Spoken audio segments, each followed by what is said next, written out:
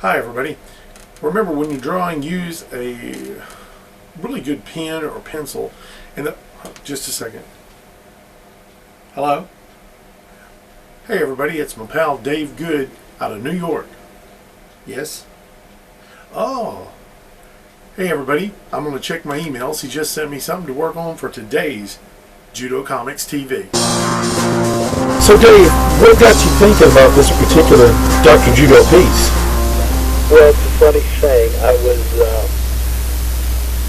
the article, the blog this week is going to be more or less on Gorilla at large.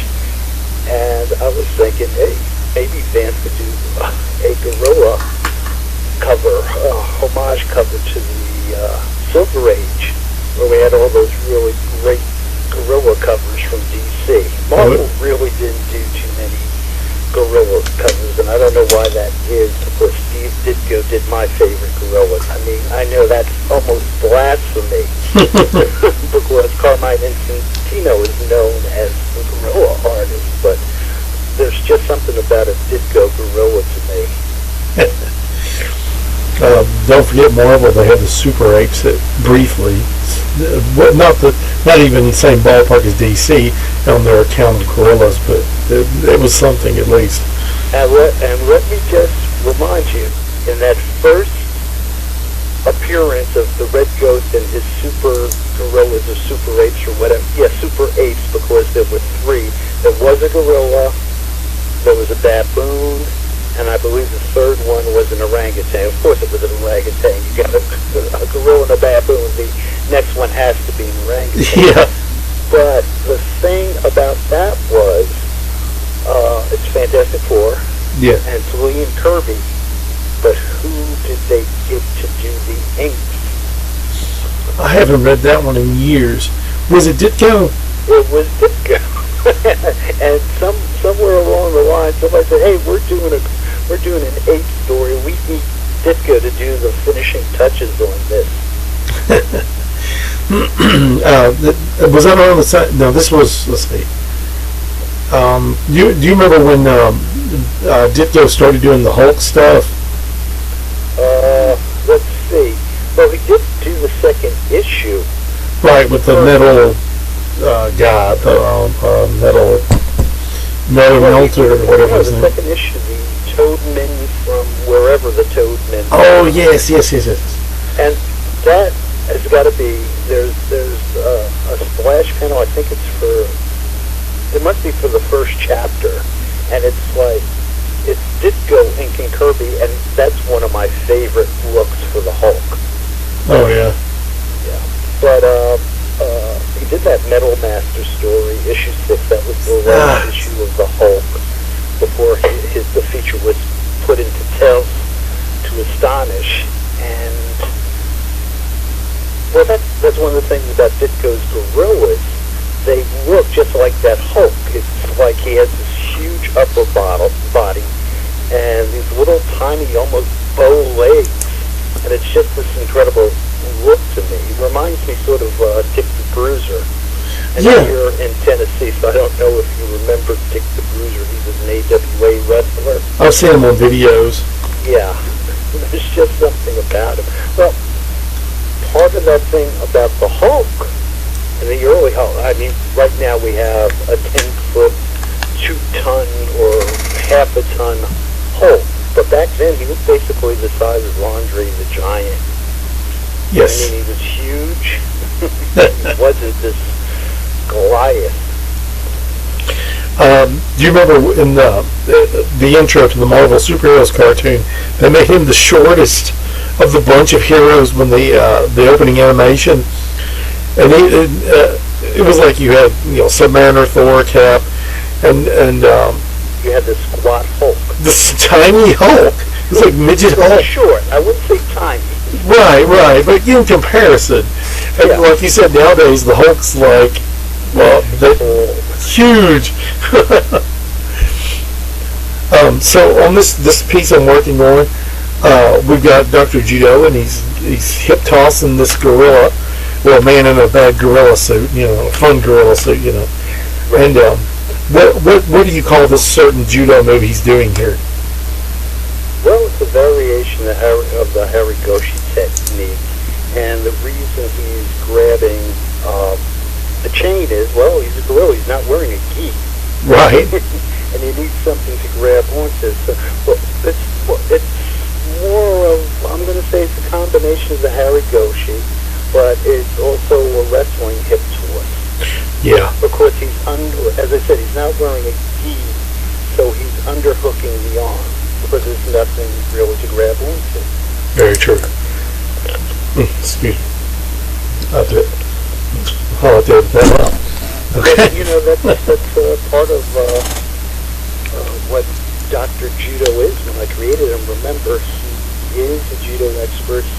He is a fifth-degree black belt in judo, but at the same time, he was a Big Ten wrestling champion. He's a four-time state champion when he was in high school, and then he went on to win the Big Ten championship, and he placed fourth in the NCAA championship. So he has that background of wrestling and judo. I mean, when I created him, it was to make almost the ultimate grappler. Yes. And you covered a lot of things about Dr. Judo. There was one thing that you had mentioned on an earlier interview where we were talking about the George Reeves influence. I know George Reeves knew some judo. What other athletic sports was he involved in? Well, when he was in junior college, he played football. He was a boxer. I believe he wrestled in school also. Very cool. Yeah. And as we're looking at this, we're talking about the film Gorilla at Large, and this is George Barrows in the gorilla suit, correct? That's George Barrows as opposed to Ray Crash Corrigan or Emil Van Horn or even Steve Calvert. Those are like my favorite ape suit cinema actors. There's no other way to call them. The Barrows costume or ape suit turns up in quite a few films. It turns up in the movie Conga, which was a giant ape film that really wasn't a giant ape film. Yeah, it was a bit of a cheat. Yeah, I mean, it's more of a mad scientist movie. The mad scientist carries most of the film, and then, you know, he becomes a giant in the last 10 to 15 minutes. And he changes. I don't know if you really call it a giant ape film. Yeah, and also another part of the cheat is that, what is he, like a chimp? Then he becomes a giant gorilla? Yeah. That's hilarious. It's not like a baby gorilla becoming a giant gorilla. It's, as you say, it's a chimpanzee. Excuse me. With two different types of apes here. Yep, that's correct. Oh, me. So at least they didn't have a baby monkey. I was watching the 1998 Superman cartoon that CBS produced. And at the beginning of the cartoon, there's the giant gorilla outside the Daily Planet. And didn't DC have a character called Titano, a giant gorilla? Titano was Super 8. There we go. Because everything was super at DC and it's so great. When did they start using Titano as a character? I'm going to say Titano may have been almost at the very beginning of the Silver Age. Wow.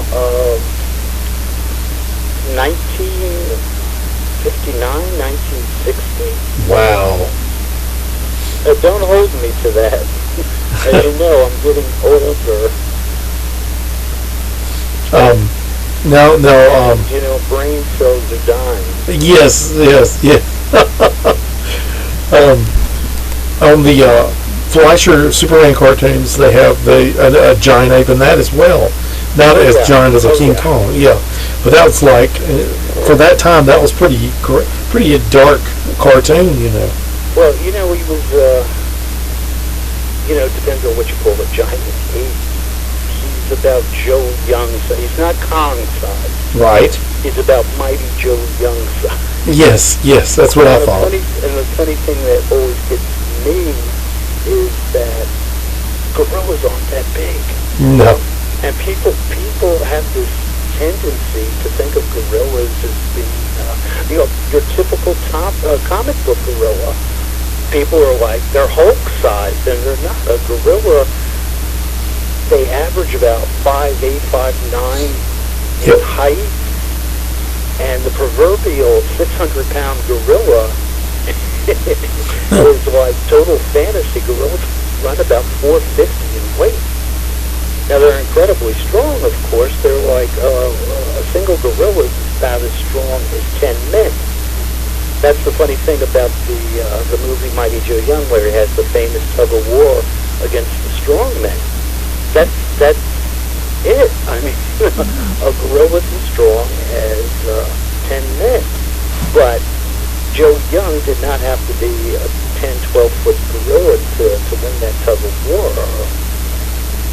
Your average 5'9", 450-pound gorilla could do the same thing. That's why it's always funny to me.